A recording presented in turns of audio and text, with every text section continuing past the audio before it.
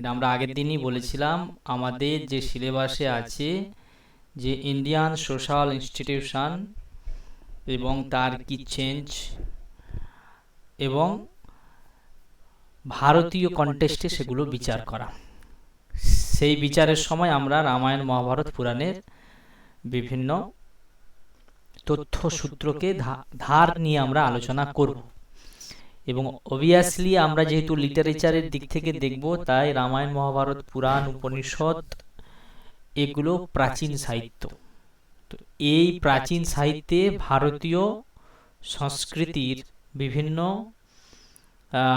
দিকগুলো ফুটে উঠেছে, যেমন পরিবার থেকে শুরু করে শিক্ষা ব্যবস্থা, স্বাস্থ্য, তারপরে আমাদের রাজনীতি, বিদেশ নীতি, অর্থনীতি, সব কিছু, বা আমরা মেন্টালি কিভাবে সুস্থ থাকতে পারি এবং আধ্যাত্মিক চেতনা আমাদের মধ্যে কিভাবে গড়ে ওঠে, সেগুলো আমরা এক এক করে দেখব, অবশ্যই কিছু টেক্সটের সাহায্য নিয়ে।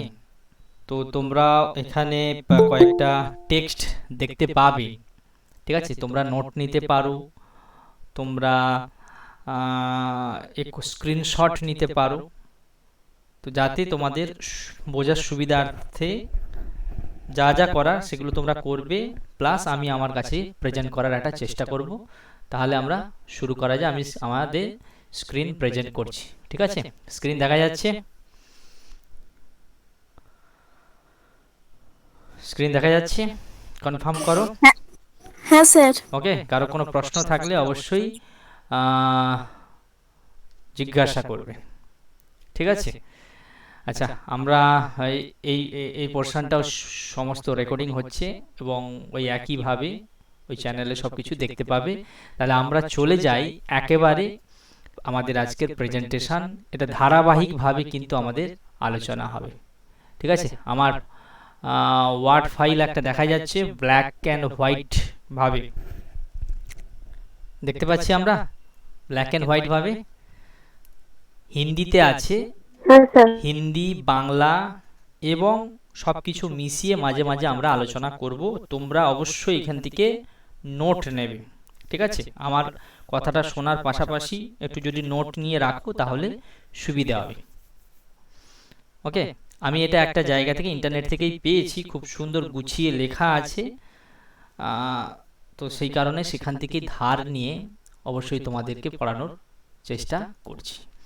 তো এখানে স্পষ্ট দেখো একটা কথা বলা আছে, इस लेख में हम प्राचीन भारत में लोगों के सामाजिक जीवन के बारे में चर्चा करेंगे, ঠিক আছে? তো এমন কিছু ভাবার কিছু নেই, আমরা বাঙালিরা আর যাই হোক মধ্য পূর্ব ভারতে থাকার সুবিধে আমরা হিন্দি এবং ইংরেজিটা মোটামুটি জানি, ঠিক আছে? আর আমাদের এখানে বলিউডের সিনেমা বিখ্যাত হয়, আমরা ফিল্ম বা সিনেমা, গান প্রভৃতি প্রচুর মাত্রায় দেখি ছোটবেলা থেকে। সে কারণে হিন্দি আমাদের কাছে একটা সেকেন্ড ল্যাঙ্গুয়েজ হিসাবে আসে। আমরা ইংলিশকে হয়তো কিছুটা আনকমফোর্টেবল ফিল করি। আর দ্বিতীয় নম্বর কথা, প্রত্যেকের জাতীয় ভাষা হিসাবে আমাদের হিন্দি জানা দরকার। আর আমরা সংস্কৃতের যেহেতু স্টুডেন্ট, তো আমাদের সেটা অ্যাডভান্টেজ, আমরা যে হিন্দি দেবনাগরীতে যে স্ক্রিপ্টগুলো ব্যবহার করি সেটা আমরা অনায়াসে পড়তে পারি। তো সেই কারণে আমাদের কাছে সুবিধে যে কোনো হিন্দির বই পড়া, হিন্দির মিনিং, তাছাড়াও সংস্কৃতের খুব ভালো ভালো বই যদি পড়তে হয় তো তোমাকে অবশ্যই ইংরেজির পাশাপাশি, সংস্কৃতের পাশাপাশি হিন্দি ভাষারও চর্চা করতে হবে, ঠিক আছে? আশা করি সবাই মোটামুটি হিন্দি জানো আর সংস্কৃত বা দেবনাগরী হরফ আমরা পড়তে জানি। সে কারণে এতে হিন্দি নিয়ে আধার করে লেখা, কিন্তু বুঝতে পারবো আমরা একটু যদি নজরে রাখি। তো এই জন্য দেখো স্পষ্ট বলছে, इस लेख में हम प्राचीन भारत में लोगों के सामाजिक जीवन के बारे में चर्चा करेंगे।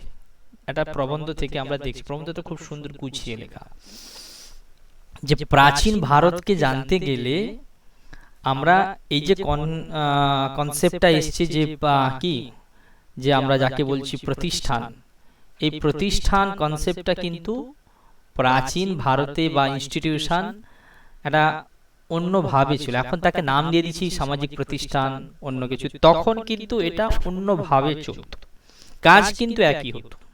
ঠিক আছে, তো সেইগুলোকে আমরা এখানে 10টা ডিভিশন করেছি, তোমরা নোট করতে পারো সেই সমস্ত প্রতিষ্ঠান, এবং তার সাথে আমরা মেলাবো, এবং আমাদের সমস্ত আলোচনা কিন্তু এর উপর আধার করে হবে।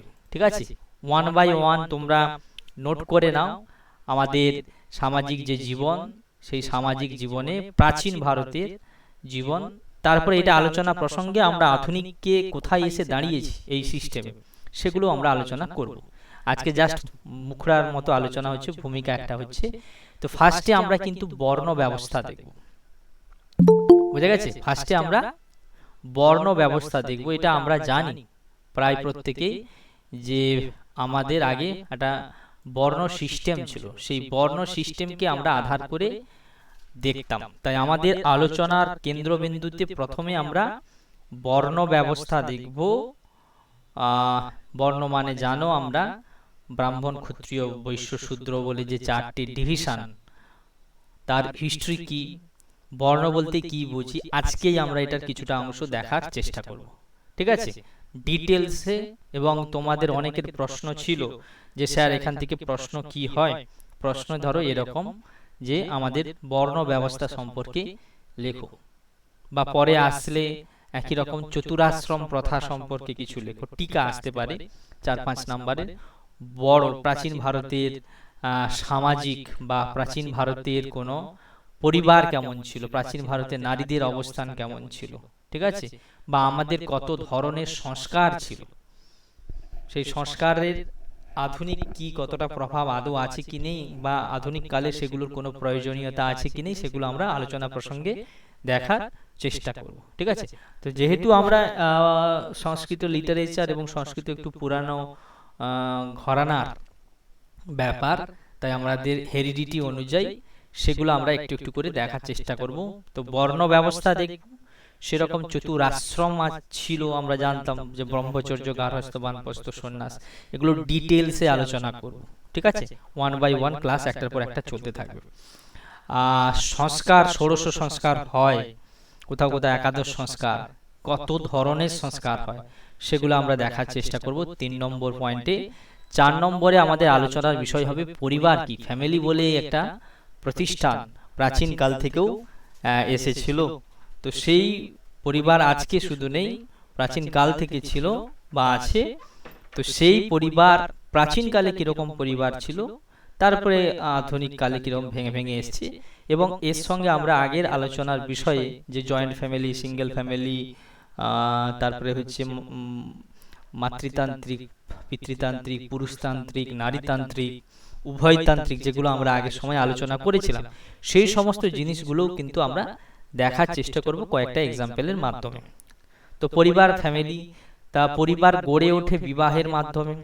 তো এই কনটেক্সটে আমরা আলোচনা করব বিবাহ কি, কেন করা হয়, বিবাহের উপকারিতা কি আছে, সমাজে তার কি প্রভাব থাকে, কত ধরনের বিবাহ প্রাচীনকালে হতো, তারপরে সেটা চেঞ্জ হতে হতে আধুনিক কালে প্রায় কোন জায়গায় এসে আমরা দাঁড়িয়েছি ম্যারেজের কনটেক্সটে, এবং অবশ্যই কয়েকটা লেজেন্ডারি বিবাহ নিয়ে আমরা আলোচনা করব প্রাচীনকালের। আর আধুনিক কালে তো আমরা সবাই জানি। অবশ্যই আরেকটি গুরুত্বপূর্ণ পয়েন্ট থাকবে মহিলাদের, এটা ভেরি ভেরি ইম্পর্টেন্ট, পরীক্ষায় আসে, প্রাচীনকালে মহিলাদের অবস্থান কেমন ছিল। আমরা চেঞ্জ হতে হতে যুগের সিস্টেমে সত্য, ত্রেতা, দাপর, কলিতে এসে দাঁড়িয়ে আছি। তো সত্য যুগে, ত্রেতা যুগে তখনকার নারীদের কি অবস্থান ছিল, আর এখনের নারীদের কি অবস্থান, এগুলো কিন্তু 1 বাই 1 আমরা আমাদের আলোচনা বিষয় হবে। এটা মোটামুটি একটা বড় কন্টেস্ট, এটা 10-15টা সিরিজের লেকচার হবে। তো বি প্রিপেয়ার, মেন্টালি প্রস্তুত থাকো। আমি যদি সময় থাকে পরীক্ষার আগে আমি এটা পুরোটাই কভার করব। ঠিক আছে, তো মহিলাদের স্থিতি বিস্তারিতভাবে আমরা কিন্তু অলরেডি জানি না এরকম নয়, ছড়িয়ে ছিটিয়ে জানি, কিন্তু আমাদের এর কন্টেস্টে সংস্কৃত বা আমাদের ভারতীয় কন্টেস্টে সেগুলো আলোচনা করব। তাই মহিলাদের অবস্থা কিরকম ছিল, বিখ্যাত কয়েকজন মনীষী মহিলার বিদুষীদের কথা এই প্রসঙ্গে আসবে, বিভিন্ন ক্যারেক্টারকে আমরা নিয়ে ডিসকাশন করব এক্সাম্পলের সঙ্গে অবশ্যই। তারপরে 7 নম্বরে আছে দেখো কাপড়ে और গহনে। কাপড়ে মানে হচ্ছে ক্লথস এবং গহনা মানে অর্নামেন্ট নিয়ে। পোশাক আশাক কেমন থাকতো, তারা কি বেশভূষা করত, তাদের সৌন্দর্য বাড়ানোর জন্য গহনা প্রভৃতি কিরকম ব্যবহার করত, তার বিভিন্ন ধরনের নাম আছে, সে নামগুলো কিন্তু আমরা নোট করব এবং দেখার চেষ্টা করব। এগুলো একটা একটা পুরো টপিক, ঠিক আছে?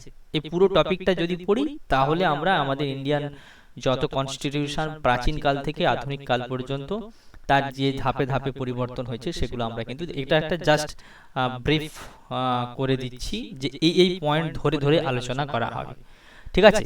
তারপরে হচ্ছে ফুড হ্যাবিট, খেত কি, এটা নিয়ে বড় বিষয়। খাদ্য প্রণালী কি, এটা একটা সময় আমরা আগে হিস্ট্রিতে দেখেছিলাম খাদ্য অন্বেষণের জন্য মানুষ একটা জায়গা থেকে অন্য জায়গায় বাসস্থান যেত এবং তাদের হ্যাবিট কিরকম করে চেঞ্জ হয়েছে, মাংসাশী, নিরামিষাশী, শাক পাতা, মুখ তুসুক হ্যান ত্যান করে আরো কত ধরনের কি কি খাওয়ার প্রাচীন থেকে আধুনিক যুগে আমরা পরিবর্তন। অবশ্যই সেটা সংস্কৃত ঘেঁষা, আমরা যেহেতু সাবজেক্টটা সংস্কৃত পড়ছি এটা মাথাতে রাখতে হবে। আমাদের সংস্কৃত লিটারেচারে তেমন কি কোনো কোথাও ঘটনাবলীর মধ্যে আমরা কি সেরকম ফুডের হিস্ট্রি কিছু কি পাই, সেগুলো আমরা দেখার চেষ্টা করব অবশ্যই। তারপরে আছে এন্টারটেনমেন্ট, মনোরঞ্জন, হ্যাঁ মানে মানসিকভাবে সুস্থ থাকার জন্য কি কি ম্যাটার আমরা প্রাচীন কালে দেখে থাকি, এটি আধুনিকের সঙ্গে একটা কম্পেয়ার করে দেখার চর্চা চেষ্টা করতে হবে।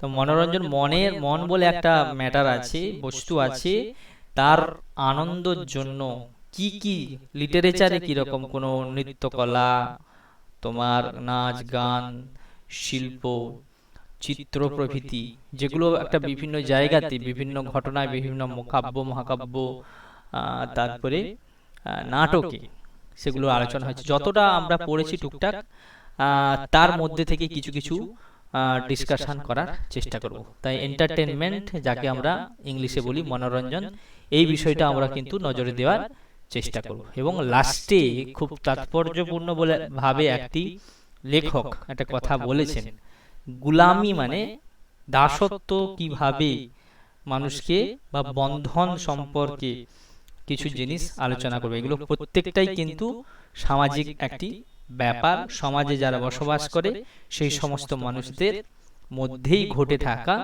জিনিসগুলোকে এরকম 10টা এতে ভাগ করা হয়েছে, ঠিক আছে? সামাজিক জীবনে চর্চা করতে হলে আমাদের বর্ণ ব্যবস্থা জানতে হবে, আশ্রম জানতে হবে, সংস্কার জানতে হবে, পরিবার, বিবাহ, মহিলাদের অবস্থা, তারা মানুষদের খাদ্যাভ্যাস কিরকম ছিল, তাদের পোশাক আশাক কেমন ছিল, তাদের শিল্প কেমন ছিল, তারা কি খেত, তাদের মনোরঞ্জনের জন্য কি জানতে হবে, এবং লাস্ট পর্যন্ত তারা আস্তে আস্তে কিভাবে বন্ধন থেকে মুক্ত হয়ে কোথায় গিয়েছিল, কোথায় পৌঁছেছিল প্রাচীন কাল থেকে আধুনিক কালে, পুরোটাই একটা টোটাল এই 10টা কনসেপ্টের উপর আলোচনা করা হবে। ওকে, আশা করি তোমরা এটা বুঝতে পেরেছো, নোট নিয়েছো 10টা। কারো কোনো প্রশ্ন আছে তো বলতে পারো। কারো কোনো প্রশ্ন আছে?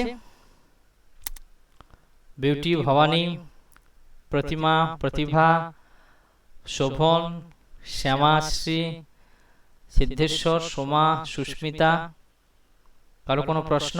না স্যার। ওকে, শোভনের অনেক জিজ্ঞাসা ছিল, কালকে একবার জিজ্ঞাসা করেছিলে। আশা করি তুমি অনেকগুলোরই অ্যান্সার, সব অ্যান্সার আমারও জানা নেই, যতটা আমার অভিজ্ঞতা, যতটা আমি পড়েছি সেগুলোর সাহায্যে কিছু কিছু ঘটনার উল্লেখ করব। তোমরাও সেই সমস্ত ঘটনার সাক্ষী থাকবে, শুনবে, জানবে বা জানো, অনেকে টিভি টেলিভিশন বা পড়েছো এর ওর কাছ থেকে। শোভন, বোঝা গেছে? 10টা পয়েন্ট লিখেছো যে কোন 10টা পয়েন্ট আমাদের আলোচ্য বিষয় হবে? হ্যাঁ স্যার। ওকে, নেক্সট আমরা চলে যাই। নেক্সট আমরা চলে যাব। তাহলে আমাদের প্রথম কি ছিল? বর্ণ ব্যবস্থা। আমরা অলরেডি জানি, কিন্তু এতে ডিপলি জানতে হবে। সবাই জানে ব্রাহ্মণ, ক্ষত্রিয়, বৈশ্য, শূদ্র, ঠিক আছে, কিন্তু বর্ণ ব্যবস্থা কোথা থেকে কোথা থেকে শুরু হলো, সেই একবারে রুট থেকে আমাদের জানতে হবে। তো সেই কারণে আমি আরেকটা এই একই আরেকটা জায়গা তোমাদের দেখাচ্ছি। তাহলে বর্ণ ব্যবস্থা, ঠিক আছে। তো এই বর্ণ ব্যবস্থা সম্পর্কে আমরা জানার চেষ্টা করব। ঠিক আছে, তো তোমরা একটা হেডলাইন করে নাও, বর্ণ ব্যবস্থা। শুধু এখানে আমরা কি, যাকে আমরা এখন কাস্ট বলছি, এবং বিস্তারিতভাবে এখন একটা বিশেষ আলোচনার বিষয় কাস্ট, এখন সেই জায়গা থেকে রিজার্ভেশন পর্যন্ত ম্যাটার এসছে। তো এটা একেবারে কোনো সাধারণ জিনিস নয়, এটা একটি খুবই গুরুত্বপূর্ণ বিষয়।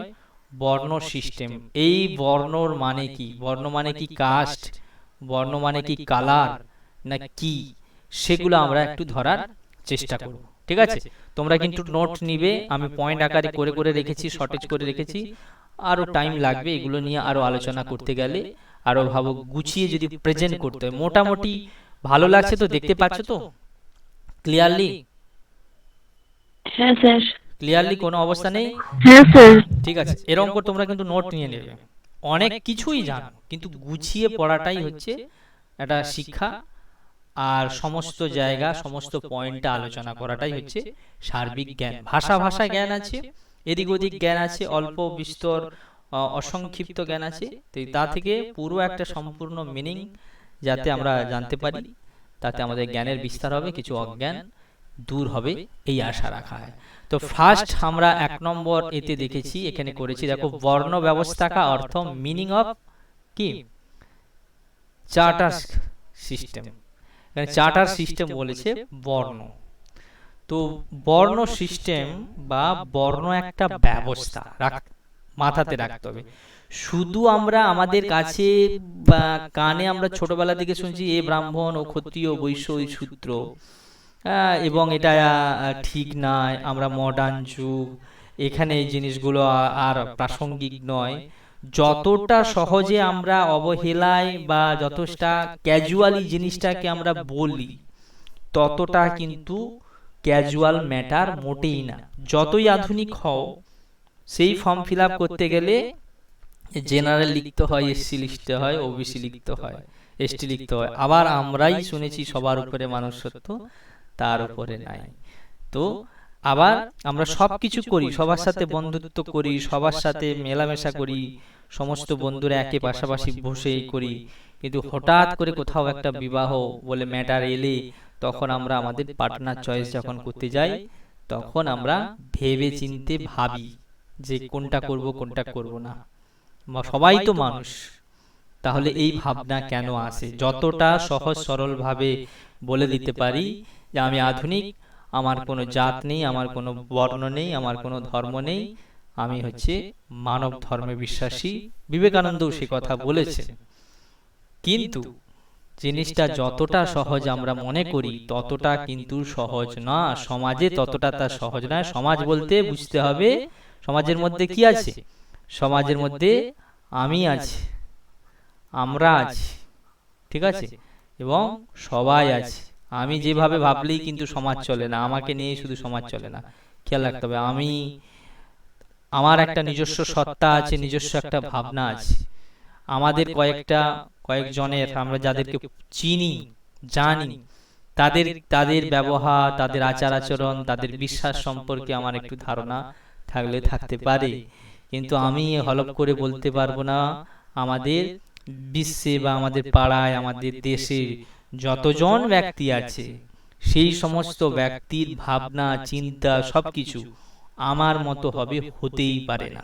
ঠিক আছে, কারণ আমার হাতের 5টা আঙুল সমান নয়।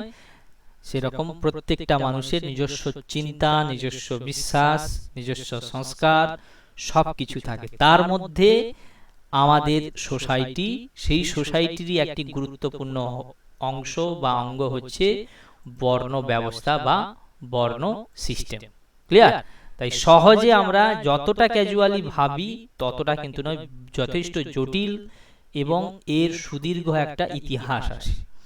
তো আগে আমাদের জানার চেষ্টা করতে হবে যে বর্ণ বলছি, এই বর্ণ, তার থেকে একটা ব্যবস্থা বা সিস্টেম সমাজে চলতে থাকে পাশাপাশি মানুষের।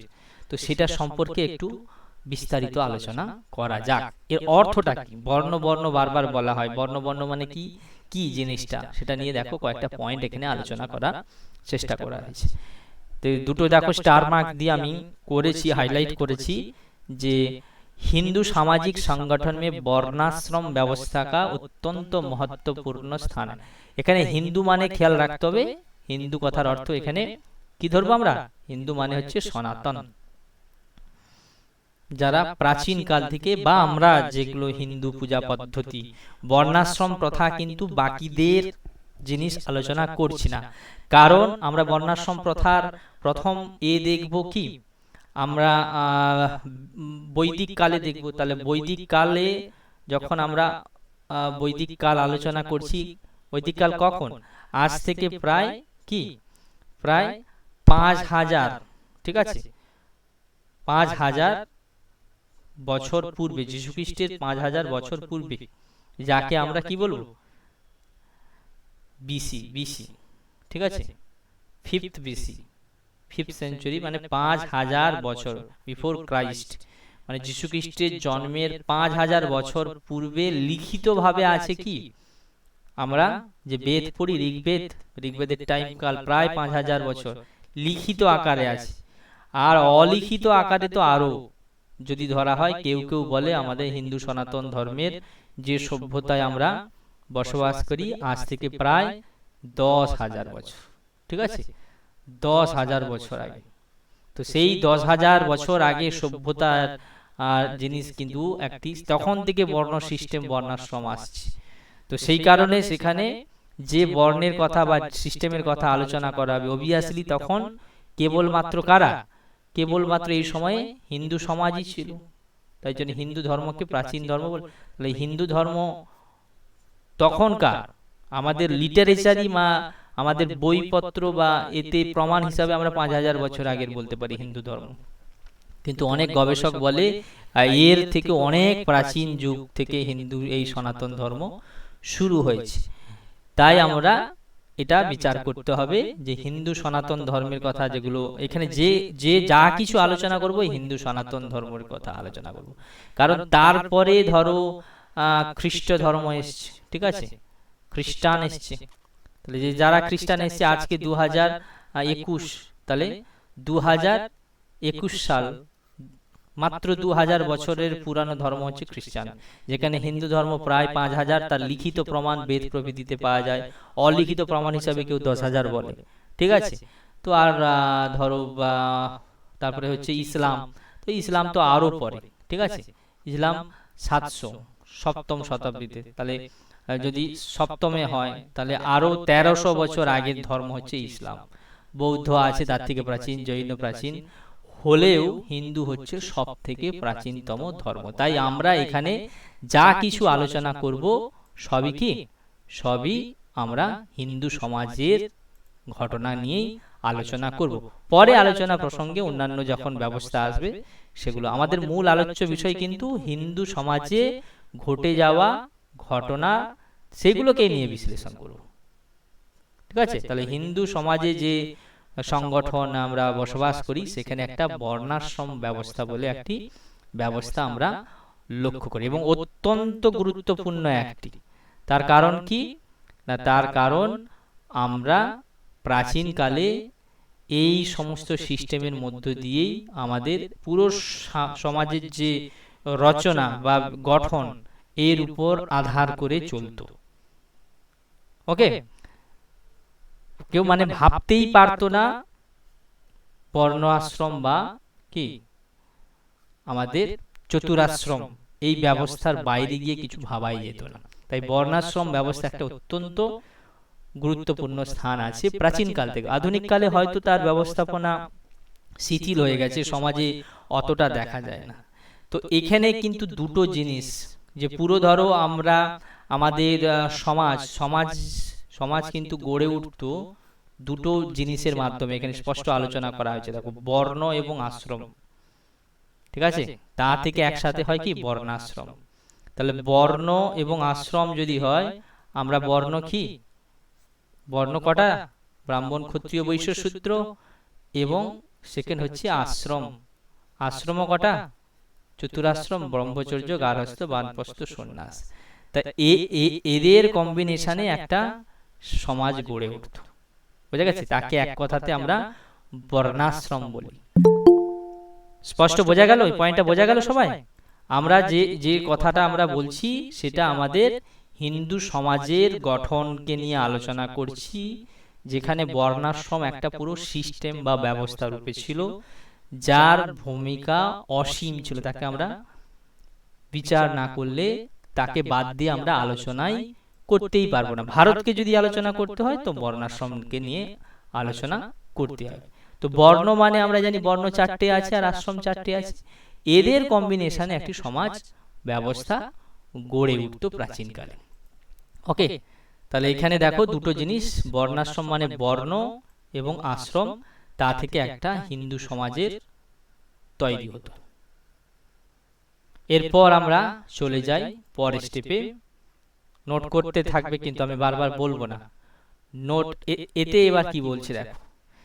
এবার বলছে যে इनका संबंध मनुष्य की प्रकृति तथा उसके प्रशिक्षण से था और इस प्रकार ये हिंदू सामाजिक संगठन के आधार स्तंभ थे। আমরা বলেছিলাম একটা সমাজ গড়ে উঠলে বা একটা বিল্ডিং গড়ে উঠলে তার কি থাকে? আধার বা ভিত্তি থাকে না, যার উপরে একটা সমাজ দাঁড়িয়ে থাকে।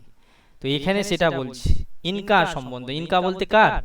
ইনকা বলতে বর্ণাশ্রমের, বর্ণ এবং আশ্রমের।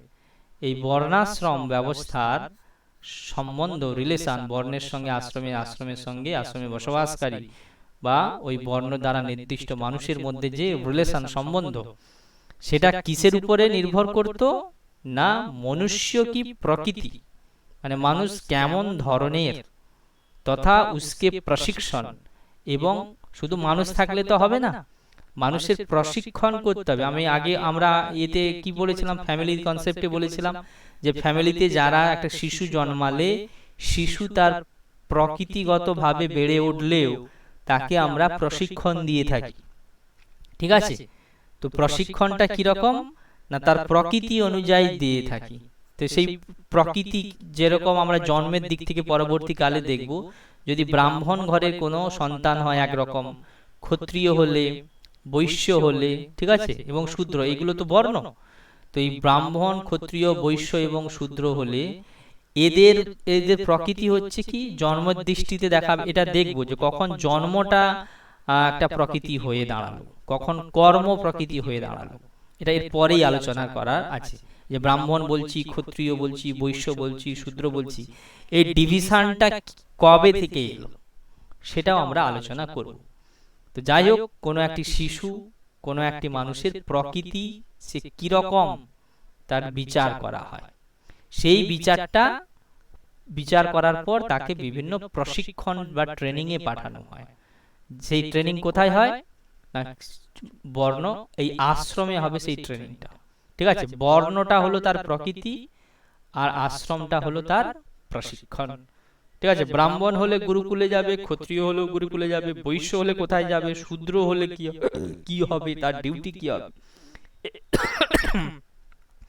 এর উপরে কিন্তু একটা সমাজ গড়ে ওঠে। তাহলে দেখো এখানে কিন্তু গোছানো ভাবে একটা সমাজ, কিন্তু অবহেলিত ভাবে যা হোক তা হোক ভাবে কিন্তু সোসাইটি ছিল না প্রাচীনকালে।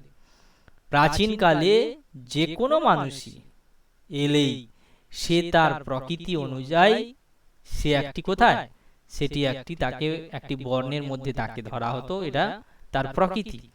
তারপরে তার ডিউটি কি হবে, তারপরে তার প্রশিক্ষণ কি হবে, সে সমাজে কিভাবে বেড়ে উঠবে, হ্যাঁ, সমাজের আদব কায়দা কিভাবে তাকে শেখানো হবে, সেটি প্রশিক্ষণে করা হতো। তাহলে প্রকৃতিকে আমরা কি বললাম? বর্ণ। প্রশিক্ষণকে আমরা বললাম কি? আশ্রম। আশ্রমে গেলে, গুরুকুলে গিয়ে আমাদের শিখতে হয় বিভিন্ন জিনিসে, তাকে আমরা বলছি আশ্রম। বোঝা গেল? প্রকৃতি এবং আশ্রম, এইটার দুটোর উপরে আমাদের সামাজিক সংগঠন তার আধার স্তম্ভ ছিল। তাই আমরা বর্ণকে বাদ দিয়ে চলতেই পারবো না, বা আশ্রমের ভাবনাকে বাদ দিয়ে সমাজকে আমরা ভাবতেই পারবো না, কারণ এই স্তম্ভেরই উপরে, এই দুটো এবং বর্ণ এবং আশ্রমের উপরই ভর করে পুরো প্রকৃতির পুরো সমাজ গড়ে উঠত এবং একে অপরের সাথে আমরা রিলেশনে থাকতাম। ক্লিয়ার? এই পয়েন্টটা স্পষ্ট? সেকেন্ড পয়েন্টটা বোঝা গেল? তাহলে দুটো স্তম্ভ কি মনে রাখবে, একটা হচ্ছে প্রকৃতি আর একটি হচ্ছে প্রশিক্ষণ। প্রকৃতি কাকে বলছি? প্রকৃতি আমরা কাকে বললাম? প্রকৃতি হচ্ছে কোন বর্ণের কি রকম, বর্ণটা কি তার আরো ডেফিনেশন আরো স্পষ্ট করে বোঝা যাবে। প্রশিক্ষণ কি? যে যেই এতে থাকবে তাকে সেই এতে প্রশিক্ষণ দিতে হবে, শিক্ষা দিতে হবে, থিওরিটিক্যাল নলেজ, তার জন্য গুরুকুলে যেতে হবে বা অন্য কিছু করতে হবে। তো এই রকম ভাবে কিন্তু একটা সমাজ গড়ে উঠত। বোঝা গেছে? নেক্সট আমরা পরের পয়েন্টে যদি চলে যাই তাহলে আমরা বুঝতে পারবো। দেখো এই পয়েন্টে আলোচনা করছি, এই পয়েন্টে দেখো প্রাচীন হিন্দু শাস্ত্রকার নিয়ে বর্ণ ব্যবস্থা। তাহলে আমরা প্রথমটা কি পড়ব? প্রকৃতি নিয়ে আলোচনা করছি। প্রথমটা কি? প্রকৃতি, মানব প্রকৃতি বা সমাজে বসবাসকারী মানুষদের গঠন কিরকম ছিল না, গঠনটা শুরু হতো বর্ণ ব্যবস্থার মাধ্যমে। সেজন্য বলেছি প্রাচীন হিন্দু শাস্ত্র। তো এই প্রাচীন হিন্দু শাস্ত্র বলতে আমরা সর্বাধিক একেবারে প্রাচীন হিন্দু শাস্ত্রের মধ্যে প্রসিদ্ধ তোমরা সব জানোই, বেদ আছে, ঠিক আছে, বেদ, ব্রাহ্মণ সাহিত্য আছে। এগুলো থেকে আমরা কিন্তু একটু একটু এর চিত্র বোঝার চেষ্টা করব বা জানি। প্রাচীন সাহিত্য কথার অর্থ হচ্ছে হিন্দু শাস্ত্র মানে এইগুলোকেই বুঝবো। প্রাচীনকালে এগুলোই খুব প্রসিদ্ধ, এখনো এদের যথেষ্ট গুরুত্ব আছে। বেদ, ব্রাহ্মণ, আরণ্যক, এগুলো তোমরা বহু অনেকেই সবাই নাম শুনেছো। 4 নম্বরে হচ্ছে উপনিষদ, উপনিষদ, তারপরে বা আরো 5-এ লিখে রাখতে পারো, এগুলো হচ্ছে প্রাচীন শাস্ত্র। রামায়ণম, রামায়ণম, ঠিক আছে। 6 নম্বরে কি? মহাভারতম, এগুলোই প্রাচীনকালের একটা। অবশ্যই আছে পুরাণ আছে, পুরাণ, দীর্ঘ পুরাণ, পুরাণেই সব থেকে বেশি এই জিনিসগুলো আরো আলোচনা করা আছে, ঠিক আছে। আর কি আর কি আছে সব লিখে রাখবে, এগুলো প্রাচীন শাস্ত্র বা সাহিত্য। আর হচ্ছে স্মৃতি শাস্ত্র, স্মৃতি, ঠিক আছে, স্মৃতি শাস্ত্র, স্মৃতি, স্মৃতি শাস্ত্র, এরকম 6, 7, 8 আরো আছে। পরবর্তীকালে বিভিন্ন 9 নম্বরে লিখতে পারো কি প্রাচীন, প্রাচীন মহাকাব্য যেসব আছে, প্রাচীন মহাকাব্য, মহাকাব্য। 10 নাটকে আমরা দেখতে পারি, কিছু নাটক আছে। আরো আরো কি লিখতে পারো 11তে কিছু কিছু বেদাঙ্গ আছে যেগুলো, ঠিক আছে, বেদাঙ্গ। তো এই সমস্ত জিনিসই কিন্তু আমাদের, এগুলোকে আমরা কি বলবো? হিন্দু শাস্ত্র। এই সমস্ত হিন্দু শাস্ত্রে বর্ণ ব্যবস্থার বিধান কিন্তু প্রাচীন কাল থেকে আছে। তাহলে প্রাচীনতার দিক থেকে দেখলি বেদ থেকে শুরু করে আধুনিক কালের একবারে প্রাচীন মহাকাব্য, আধুনিক মহাকাব্য, সমস্ত জায়গাতেই কিন্তু নাটকের মধ্যে এই সিস্টেমগুলো আমরা ঘুরিয়ে ফিরে আলোচনা করতে থাকি। এই অংশটা লিখেছো তো তোমরা?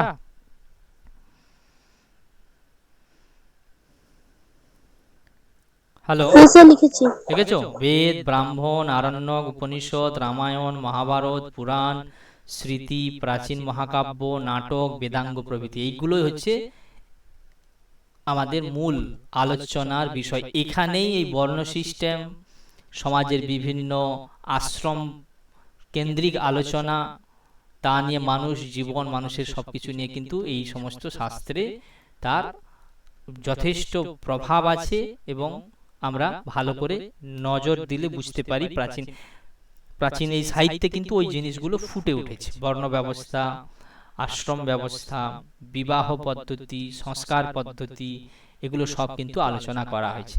তাই হিন্দু শাস্ত্রকার বলতে ওদেরকে বুঝতে হবে। তাহলে বেদ হলে তার কোনো মুনি ঋষিরা রচনা করেছেন, ব্রাহ্মণ, আরণ্যক, উপনিষদ সব ওই এদের, রামায়ণ মহাভারতের বিশিষ্ট মুনিরা রচনা করেছেন, কাব্য, নাটক প্রভৃতি এগুলো আছে। বিখ্যাত বিখ্যাত কবি বেদব্যাস প্রভৃতি আছেন, বাল্মীকি আছেন। এদের রচনার সাহায্যে স্মৃতিগ্রন্থে যাজ্ঞবল্ক্য আছেন, পরাশর আছেন, মনু আছেন, ঠিক আছে। তো এদের আমরা শাস্ত্র, তাতে কিন্তু এই বর্ণ সিস্টেম নিয়ে বিস্তারিত আলোচনা আছে। তাই প্রাচীন হিন্দু শাস্ত্রকার নিয়ে বর্ণ ব্যবস্থা কা বিধান समाज की विभिन्न श्रेणियों के लोगों के कार्यों के उचित बंटवारा करके सामाजिक संगठन बनाए रखने के लिए किया। খেয়াল করে দেখা দুটো কথা বলা আছে। এই প্রাচীন হিন্দু শাস্ত্রকাররা যে বর্ণ ব্যবস্থার কথা বলছে সেখানে বিভিন্ন বর্ণের বা বিভিন্ন শ্রেণীর মানুষরা আছে। এই বিভিন্ন শ্রেণীর মানুষের কি কার্য কি হবে, কি কাজ করা উচিত, ঠিক আছে, সেই হিসাবে কাজগুলোকে ভাগ করার চেষ্টা করা হয়েছে। বাটপারা করেছে মানে একজন মানুষ জন্মালেই সে কিছু কাজ করবে, সমাজে তার একটা অবদান থাকবে। সেই কে কোন কাজ করবে, ঠিক আছে, সেই অবদানের দৃষ্টিতে কার কোন কাজ করা উচিত, বাটপারা মানে ভাগ করে দেওয়া আছে, যার ফলে একটা সামাজিক সংগঠন তৈরি হয়েছে। যাতে কি হবে, সুবিধে কি হবে না, প্রত্যেক মানুষ अपने अपने নির্দিষ্ট কর্তব্য কা পালন করতে, তাহলে প্রত্যেকটা মানুষ তাদের নির্দিষ্ট কাজ করবে এবং সেই নির্দিষ্ট কাজকে তাদের কর্তব্য বলে মনে করবে। সেই কর্তব্য যে যখন পালন করবে, সেই পালন করার সময় আপসি মতভেদ এবং বৈমনস্যকে সে মুক্ত হোকার, তখন কি হবে যে নিজেদের মধ্যে মতভেদ দেখা দেবে। বহু মানুষ থাকলে বহু মত আসবে এবং বৈমনস্য দেখা দেবে, একই রকম কেউ একই রকম ভাবনা একই রকম চিন্তা থাকবে না। তা সত্ত্বেও সেগুলো থেকে মুক্ত হয়ে আপনা তথা সমাজ কা পরিপূর্ণ বিকাশ থাকে। কেন এরকম সিস্টেম করেছিল, যাতে সেই সিস্টেমের মধ্যে থেকে বিভিন্ন শ্রেণীর বিভিন্ন মানুষেরা তাদের যে কাজ তাদেরকে বলা হয়েছে সেই কাজগুলোকে উচিত কাজ বলে মনে করে তার নির্দিষ্ট কর্তব্য পালন করে প্রত্যেকটা মানুষ তার নিজের মতভেদ, নিজের চিন্তার পাশাপাশি অন্য মানুষের যে ভিন্ন মত থাকে তাকে সম্মান জানিয়ে একটা মুক্ত হয়ে নিজেকে প্লাস সমাজকে পরিপূর্ণরূপে যাতে বিকাশ করতে পারে, সেই জন্য এরকম একটা বর্ণ সিস্টেম গড়ে তোলার চেষ্টা হয়েছে। ক্লিয়ার? বোঝা গেল? এই পয়েন্টটা বোঝা গেল কি গেল না? না আরেকবার বলবো। কেন শাস্ত্রকারেরা এরকম একটা বর্ণ ব্যবস্থা গড়ে তুললেন, এখানে স্পষ্ট সেই কথাটি বলা আছে। কারণ কি না, বর্ণ কথার অর্থ হচ্ছে, এখানে ফার্স্টের কথার অর্থটা বোঝার চেষ্টা করে, তার কি কর্তব্য, উচিত কর্তব্য কি হবে, ঠিক আছে, কে কোন কাজটি করবে, কার কোন কাজ করা উচিত, এইটি হচ্ছে মেন গুরুত্বপূর্ণ জিনিস। ঠিক আছে, কে কোন কাজ করবে, কার ডিউটি কি, কার কি করা উচিত, একেবারে সমাজে ভাগ করে দেওয়া হয়েছে। তাহলে বর্ণ সেই উদ্দেশ্যে করা। সাপোজ যদি আমি এখানে বর্ণ মানে ব্রাহ্মণ দেখলাম, ব্রাহ্মণ, ক্ষত্রিয়, বৈশ্য ভাবলাম এবং শূদ্র ভাবলাম। ব্রাহ্মণ, ক্ষত্রিয়, বৈশ্য, শূদ্র প্রত্যেকের কাজ, কে কোন কাজ করবে, কার কোন কাজ করা উচিত, সেই হিসেবে ডিভিশন তৈরি করে দেওয়া হলো। তা ব্রাহ্মণের একটা ডিউটি, কাজ নির্দেশ করে দেওয়া হলো, ক্ষত্রিয়ের একটা নির্দেশ করে দেওয়া হলো, বৈশ্যের একটা নির্দেশ করে দেওয়া হলো, শূদ্রের একটা নির্দেশ করে দিল। তাতে কি হয়ে যাবে, একটা সমাজে প্রত্যেকের কাজ কিন্তু ভিন্ন ভিন্ন কাজ, ভিন্ন কাজ থাকলেও প্রত্যেকের গুরুত্ব আছে এবং গুরুত্ব থাকার জন্য প্রত্যেকে সম্মান জানিয়ে যে যার ডিউটি সে তার, ব্রাহ্মণ তার কাজ করে যাবে, ক্ষত্রিয় তার কাজ করে যাবে, বৈশ্য তার কাজ করে যাবে, শূদ্র তার কাজ করে যাবে। যদি এরকম চলতে থাকে তাহলে কি হয়ে যাবে, তার নিজের বিকাশ হবে, আপনার বিকাশ হবে এবং কি হবে, সমাজের পূর্ণ বিকাশ হবে। সেই কারণে এরকম একটা বর্ণ সিস্টেম প্রাচীনকালে শুরু হয়েছিল বা শুরু করেছিল বলে বিভিন্ন শাস্ত্রকারেরা তার পদ্ধতি, তার গ্রন্থে এরকম উল্লেখ করেছে। এখন আমরা এখান থেকে সরে এসেছি, সরে আসার ফলে এই সিস্টেমটা ব্রেক করে গেছে। কোনোটা কখনো ব্রাহ্মণ তার কিছু কাজ করছে, ক্ষত্রিয় কিছু করছে, বৈশ্য তার করছে, শূদ্র কিছু করছে, বা একে অপরের একটা কর্ম সংকর তৈরি হয়েছে। কর্ম সংকর কি, বর্ণ সংকর থেকে তৈরি হয়। তাহলে প্রাচীনকালে কি হচ্ছে, প্রাচীনকালে আমরা কি, বর্ণ কথার মানে দাঁড়ালো বর্ণ ইজুকাল টু আমরা কি বলবো? বর্ণ ইজুকাল টু নির্দিষ্ট কর্ম, এটা আমরা বলতে পারি। বর্ণ ইজুকাল টু নির্দিষ্ট কর্ম বলতে পারি কি পারি না?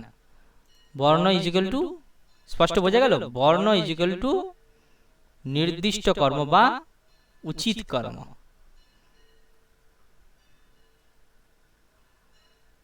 ওকে, এটা প্রাচীনকালে ছিল উচিত কর্ম, যে নির্দিষ্ট কাজ করবে, যার ফলে কি হবে, তুমি যদি তোমার কাজ করো, আমি আমার কাজ করি, সে তার কাজ করে, ও ওর কাজ করে। তাহলে এখানে বর্ণ মানে কালার নয়, বর্ণ মানে কাস্ট নয়, এখানে বর্ণ মানে প্রাচীনকালে কি ছিল? বর্ণ মানে নির্দিষ্ট কাজ, কাজের ডিভিশন। কারণ একটা সোসাইটি বা একটা সমাজ বিভিন্ন কাজের মাধ্যমে এগোতে থাকে। তাহলে আমি যদি নির্দিষ্ট করে এই এই সমাজে বসবাসকারী মানুষগুলোকে তার কাজগুলো আমি ভাগ করে দেই, যাকে হায়ারকি সিস্টেম বলে, এই সিস্টেমটা আমরা এখনো ফলো করছি। তুমি একটা স্কুল, সাপোজ একটা পরিবার, তাহলে পরিবারে যদি এরকম বর্ণ, পরিবার মানে পরিবারে যদি একটা বর্ণ বা ডিউটি, বর্ণ মানে কি? বর্ণ মানে বললাম কর্তব্য বা কাজ, উচিত। কর্তব্য মানে যেটা করা উচিত, তাকেই তো আমরা কর্তব্য বলি। তাহলে বর্ণের মানে যদি কর্তব্য, এখন আমরা দেখি যেমন একটা ফ্যামিলি, তাহলে সেই ফ্যামিলিতে একজন কে কে আছে? ফ্যামিলিতে একজন পিতা আছে, তাহলে পিতা তার ডিউটি করলে, মাতা তার ডিউটি করলে, হ্যাঁ, তারপরে 3 নম্বরে করো সন্তান যদি তার ডিউটি করে, সন্তান যদি ডিউটি করে তার, তাহলে আর আরো ধরো তারও আগে আমরা এখানে লিখতে পারি 1 নম্বরে যদি আমরা আমাদের কি গুরুজন যারা, তো সেই গুরুজন যদি তার ডিউটি করে, তাহলে একটা ফ্যামিলি ভালোভাবে রান করবে কি করবে না?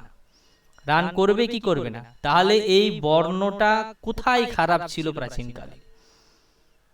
কারণ তখন বর্ণের মিনিংটা কি? বর্ণের মিনিংটা হচ্ছে কর্তব্য বা কি ডিউটি যাকে বলি, কর্তব্য বা ডিউটি যাকে বলি, মানে তুমি তোমার কাজ করবে, আমি আমার কাজ করব। তাহলে প্রত্যেকে যদি প্রত্যেকের কাজ করি এবং প্রত্যেককে যদি সম্মান দিয়ে প্রত্যেকের কাজ করি, কাজ কিন্তু আলাদা। তোমার গুরুজন যে কাজ করবে, তোমার বাবা যা করবে, তার মা যা করবে, সন্তান সন্ততিরা সেই কাজ করবে না। তাহলে আমাদের ফ্যামিলি স্মুথলি রান করবে কি করবে না? তাহলে অযথা এখন যে বিতর্ক হয় বর্ণ সিস্টেম, হ্যাঁ, তার মানে সেটা আমরা কি, যে যাকে আমরা কাস্ট বলছি, এই কাস্ট সিস্টেম কিন্তু প্রাচীনকালে কাস্ট বলতো না। প্রাচীনকালে তাহলে বর্ণকে আমরা কি বললাম?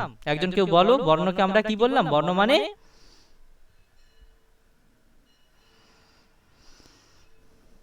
কি?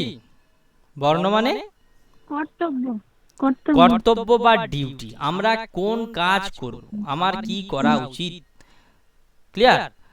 আমার কি কাজ করা উচিত সেটা ডিভিশন করে দেওয়া। বর্ণ মানে ভাগ, ভেদ, অবশ্যই।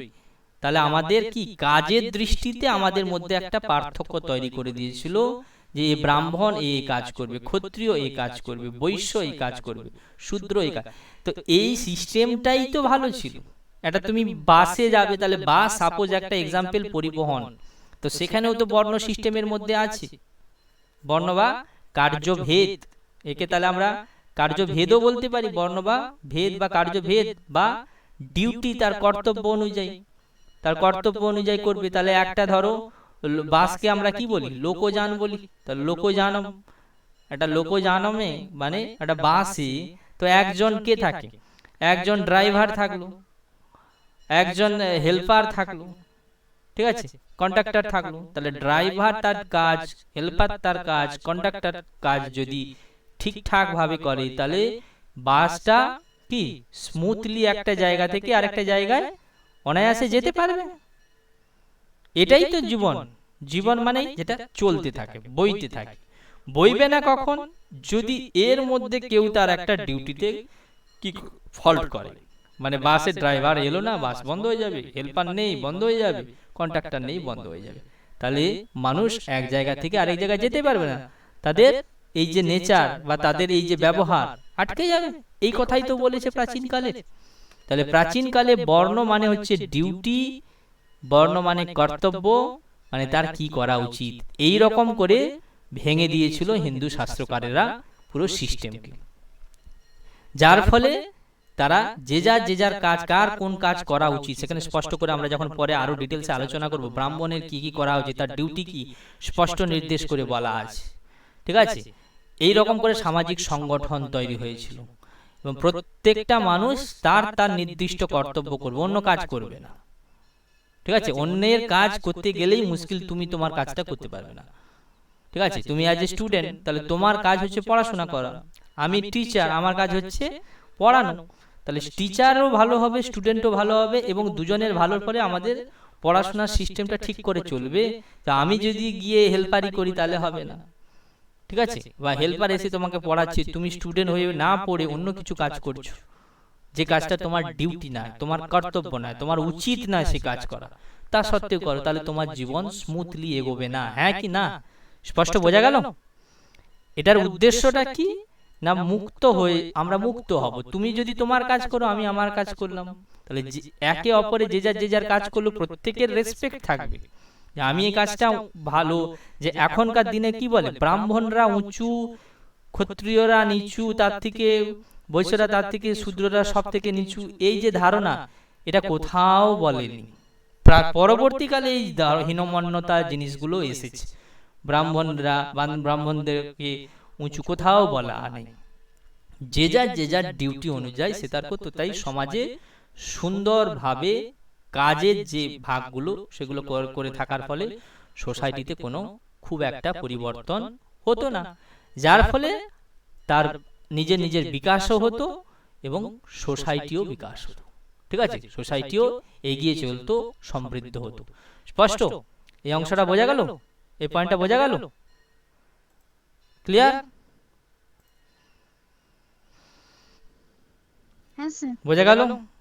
এই পয়েন্টটা দেখো। এবার এই পয়েন্টটা আমরা কি দেখছি, यह सामयिक पद्धति से व्यक्ति के उन्नति के योजना है। योजना বা প্ল্যানিং বলে, যোজনা কমিশন বলে না। যোজনা মানে হচ্ছে, যোজনা কথার অর্থ কি? যোজনা মানে হচ্ছে পরিকল্পনা। পরিকল্পনা, একটা কাজ করতে গেলে আমাদের কি করতে হবে? প্ল্যানিং করতে হয়, পরিকল্পনা করতে হয়। তাহলে সোসাইটি এগিয়ে যাবে, একটা থেকে আরেকটা জায়গায় এগোবে, এটারও একটা পরিকল্পনা দরকার। তো আমাদের পূর্বপুরুষেরা, আমাদের শাস্ত্রকারেরা পরিকল্পনা করেছেন সোসাইটি কিভাবে এগিয়ে যাবে। এক জায়গাতে সোসাইটিতে থাকবে না, বা সোসাইটিতে বহু মানুষ থাকবে, তাদেরকে যদি আমরা পরিকল্পনা বা প্ল্যান মাফিক যদি তাদেরকে কাজে না লাগাতে পারি, তাহলে মাৎসন্যায় দেখা দেবে সোসাইটিতে। যার ক্ষমতা আছে সেই করবে। এখন যে সমাজে আমরা থাকি, তাতে কি পরিকল্পনার অভাব। মানুষের চারিদিকে ঘুরে বেড়াচ্ছে, হাতে কাজ নেই। কারণটা কি?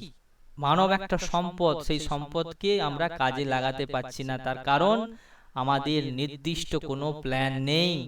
এদেরকে দিয়ে আমি কি কাজ করাতে পারি, সোসাইটিতে কিভাবে, সোসাইটির উন্নতির জন্য এদেরকে আমরা, এদের ভূমিকা কি হবে, এদের ডিউটি কি হবে, এটা আমরা পরিচালনা করতে পারছি না। পরিচালনা কে করে? প্রাচীনকালে এই সমস্ত শাস্ত্রকারেরা করত, সমাজের মুখিয়ারা করত। আর এখনকার সমাজে আমাদের নেতা, মন্ত্রী, আমলা, এরা আমাদেরকে পরিচালনা করবে। শিক্ষক, এরা পরিচালনা করবে। তাহলে প্ল্যানিংই ভুল হয়ে যাচ্ছে, যার ফলে সোসাইটিতে এত অশান্তি, এত বিস্তর ফেরাক। সোসাইটিতে কি হচ্ছে? উন্নতি হচ্ছে। আগেও আমরা দেখেছিলাম শেষ জায়গাতে, সে সোসাইটিতে কোনো ব্যক্তির চরম উন্নতি হচ্ছে। ঠিক আছে, কোনো ব্যক্তির উন্নতি হচ্ছে, কিন্তু সমষ্টির উন্নতি কখন হয়? সমষ্টির উন্নতি হবে যদি প্রত্যেকটা ব্যক্তির উন্নতি ঘটে। উন্নতির মানেটা কি? উন্নতির ওই আমরা স্বাস্থ্য, শিক্ষা, সমাজ ব্যবস্থা, সুরক্ষা, পুষ্টি, ধর্ম, রাজনীতি, সবকিছুতে যদি আমার পার্টিসিপেশন থাকে, আমি প্রত্যেকটার সঙ্গে যদি যুক্ত হতে পারি।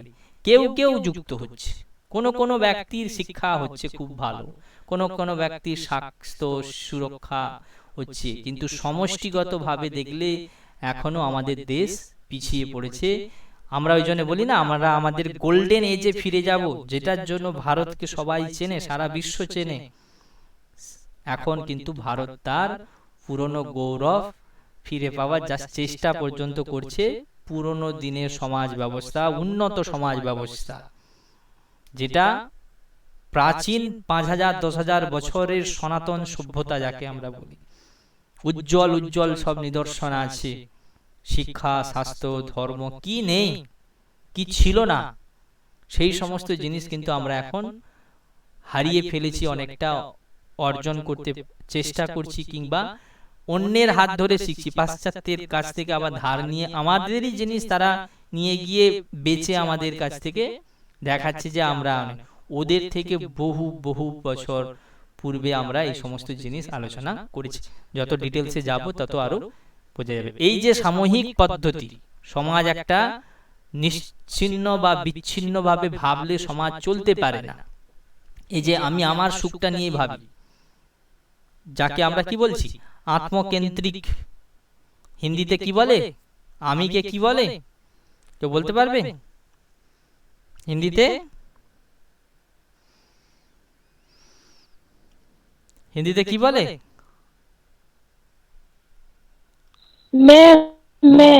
তাহলে মে মানে হিন্দি। এটা কিন্তু আমাদের আত্মকেন্দ্রিক ভাবনা আমাদের হিন্দু সনাতন ধর্মে কখনো বলতো না। আমরা বলতাম সব সময় পরহিতায়, পরের পরের জন্য, পরহিতায় কি ধর্ম বা পরহিতায় জীবনম, এরকম আমরা কথা বহু জায়গাতে পড়ব। পরের জন্য জীবন, অপরের কল্যাণের জন্য জীবন। নিজেকে তো বাঁচবো, নিজেকে তো চিনবো, কিন্তু শুধু আমি নিয়ে সোসাইটি হয় না।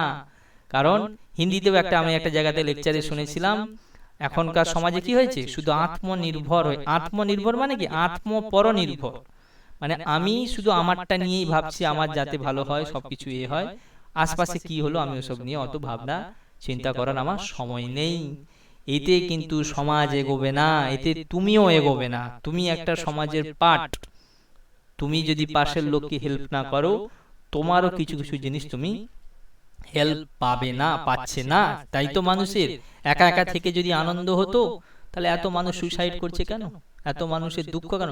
সবাই তো একা থাকবে বলে সিঙ্গেল ফ্যামিলি তৈরি করলো, জয়েন্ট ফ্যামিলি ভেঙে। তাহলে মানুষের সুখ বা শান্তি থাকছে না কেন? তার কারণটা হচ্ছে আত্মকেন্দ্রিক ভাবনা থাকলে হবে না। সোসাইটিতে তোমার অবদান রাখতে হবে যদি তুমি শান্তি পেতে চাও। শান্তি পরের হিতের মাধ্যমেই ধর্ম। ধর্ম কথার অর্থ কি, আনন্দ বা মুক্ত জীবন। মুক্ত জীবন যদি তুমি চাও, পরের জন্য তোমাকে ভাবতে হবে। তো একটা বক্তৃতাতে আমরা শুনেছিলাম, যারা সব সময় আমি আমি করে, তাদেরকে হিন্দিতে কি বলে, অনেকগুলো আমি জুড়ে দাও, তাহলে কি হবে, কি হবে শোভন, কি হবে? ম্যা, এটা কি হয়, ছাগলের মতো ভাবনা। ঠিক আছে, গর্ধবের মতো ভাবনা। ম্যা কার ডাক, ছাগলের মতো ভাবনা না। ছাগল, ছাগল মানে আমার কোনো বোধ বুদ্ধিহীন, আমি মানুষ নয়। মানুষ হলে অপরের জন্য আমার মন কাঁদবে বা ভাববে। সেটা কিন্তু ভারতীয় সমাজ শিখিয়েছিল, যে সামূহিক পদ্ধতিতে থাকতে হবে একসাথে। আমরা যতদিন শিখি, যতদিন বাঁচি, ততদিন শিখি একসাথেই জীবন। জীবনকে ছন্ন ছাড়া ভাবে, আলাদা আলাদা করে সেপারেটলি ভাবা মানে তোমার মধ্যে যে ক্ষমা, দয়া, মায়া প্রভৃতির জন্য তুমি অন্যান্য প্রাণীর থেকে শ্রেষ্ঠ জীব নিজেকে করছো, দাবি করো, সেই দাবি তুমি কাল থেকে আর করতে পারবে না।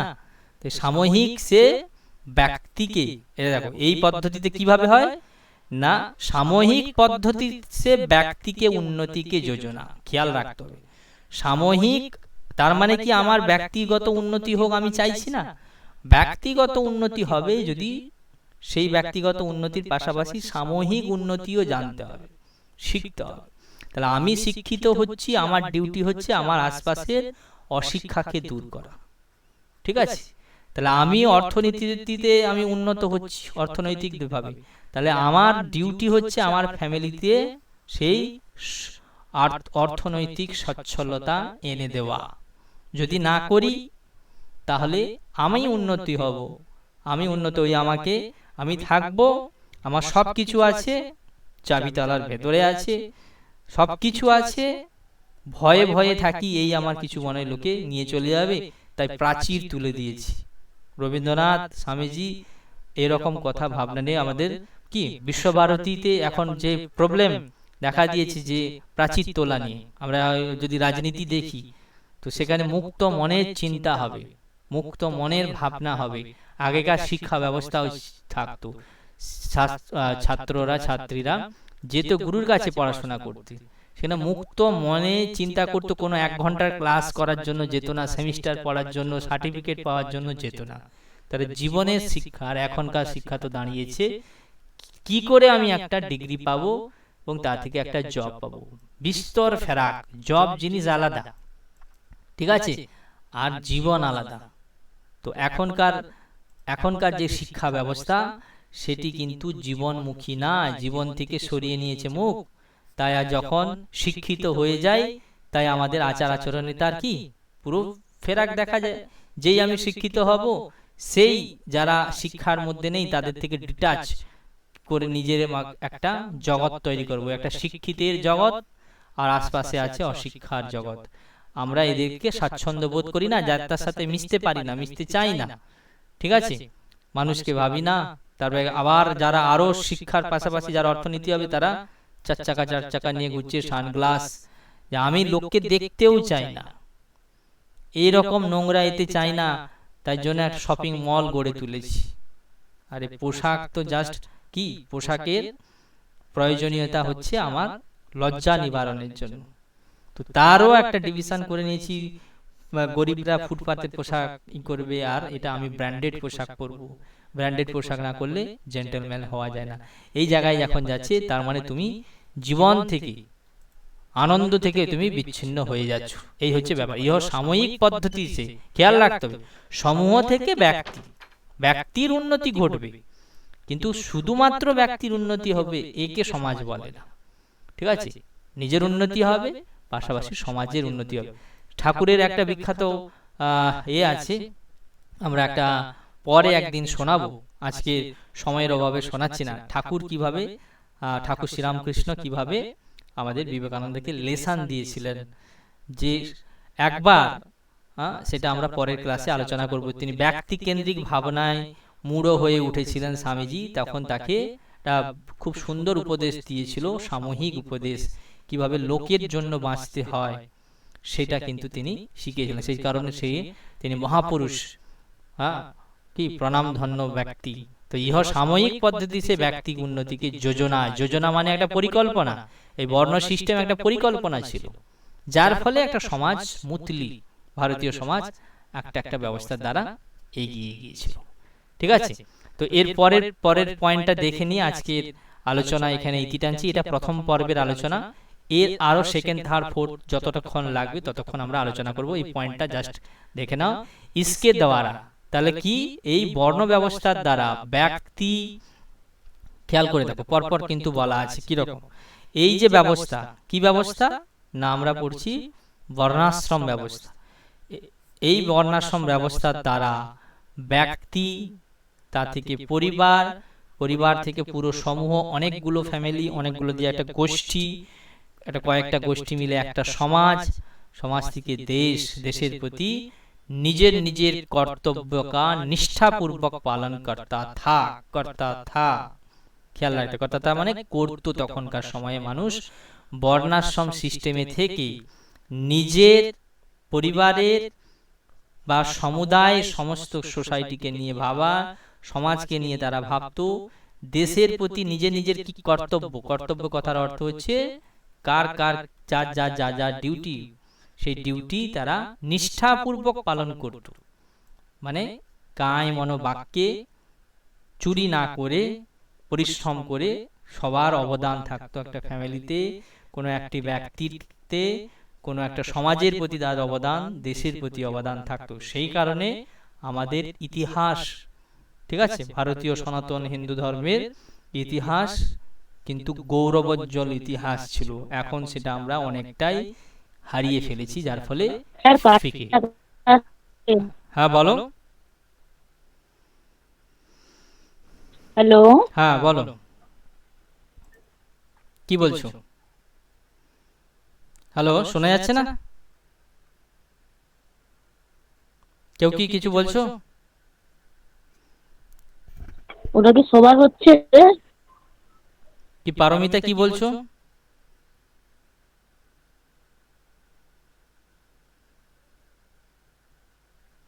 Any problem? পারমিতা, মধুমিতা, সঙ্গীতা, শোভন, শোনা যাচ্ছে তো? শ্যামাশ্রী? হ্যাঁ, হ্যাঁ স্যার শোনা যাচ্ছে। ওকে, হ্যাঁ স্যার শোনা যাচ্ছে। শোনা যাচ্ছে। নেটওয়ার্কের সন্ধ্যেবেলা হলে নেটওয়ার্কের একটা প্রবলেম হয়, চিন্তার কিছু নেই, এটা পুরো রেকর্ডেড হচ্ছে, পুরো তুমি দেখতে পাবে আনইন্টারাপ্টেড পুরো, ঠিক আছে? আর সেখানে অডিওর কোনো প্রবলেম থাকবে না আশা করি, ঠিক আছে? এই পয়েন্টটা আমরা একটু দেখে নেই, পরের দিন আবার এটাকে আলোচনা করব। তাহলে বোঝা গেছে, ব্যক্তি থেকে পরিবার, পরিবার থেকে সমুদায়, সমুদায় থেকে সমাজ, সমাজ থেকে দেশের প্রতি তাদের কর্তব্য নিষ্ঠার সঙ্গে পালন করত। इसके দ্বারা এর ফলে কি হতো? সমাজ মে এক স্বস্থ বাতাবরণ উৎপন্ন, স্বস্থ বাতাবরণ, স্বচ্ছন্দ বাতাবরণ মানে আবহাওয়া বা পরিবেশ থাকতো। বাতাবরণ মানে পরিবেশ, স্বস্থ পরিবেশ। স্বস্থ পরিবেশ মানে যেখানে কোনো একটা ব্যক্তির সার্বিক বিকাশ ঘটতে পারত, সেখানে উঁচু নিচুর ভাবনা ছিল না, ধনী গরিবের ভেদাভেদ ছিল না, বা এখনকার যে কাস্ট সিস্টেম সেরকম ছিল না, ঠিক আছে? এবং মহান মহান রাজাদের দেখব, রামচন্দ্রের কথা শুনবো, অন্যান্যদের কথা শুনবো, তারা তো সোসাইটিতে এই জন্যই বিখ্যাত, প্রণামধন্য ব্যক্তি, বা আমরা তাদেরকে ঈশ্বর পর্যন্ত মেনেছি। ক্ষত্রিয় একজন রাজা ছিলেন রামচন্দ্র, তা সত্ত্বেও রামচন্দ্র আমরা দেবতার স্থানে তাকে প্রাধান্য দিয়েছি। কেন? না, তিনি এরকম একটা স্বস্থ একটা পরিবেশ তার অযোধ্যাতে দিতে পেরেছিলেন, যার ফলে কি হতো? তথা বর্গ সংঘর্ষ এবং উচ্ছৃঙ্খল প্রতিস্পর্ধা কি সম্ভাবনা সমাপ্ত ও জাতি থি। যখনই এরকম একটা স্বস্থ পরিবেশ হবে, তখন ওই যে বর্গ বা শ্রেণী, তাদের মধ্যে কোনো ভেদাভেদ বা সংঘর্ষ বা মারামারি মতের দিক থেকে বা সত্যিকারের বাহ্যিকভাবে বা উচ্ছৃঙ্খল কোনো জীবনযাপন, প্রতিস্পর্ধা, একে অপরকে ছাড়িয়ে যাওয়ার, একে অপরকে দেখানোর এই মানসিকতা কোনো সম্ভাবনাই থাকতো না, যার ফলে সমাজ একটা স্বচ্ছভাবে এগোতে পারত, সুস্থ বাতাবরণ বা পরিবেশ পেত। সেখানে ছোট থেকে একটা সন্তান বড় হয়ে উঠত বিভিন্ন সংস্কারের মাধ্যমে, এবং সমাজে তার একটা যথেষ্ট অবদান থাকত, সে তার ডিউটি পালন করার চেষ্টা করত। এই এই ভাবনা থেকেই কিন্তু, যাতে সমাজে কোনো উচ্ছৃঙ্খলতা না দেখা যায়, কেউ কাউকে প্রতিস্পর্ধী না মনে করে, প্রতিযোগী না মনে করে, বা নিজেদের মধ্যে মারামারি কাটাকাটি যেন না করে।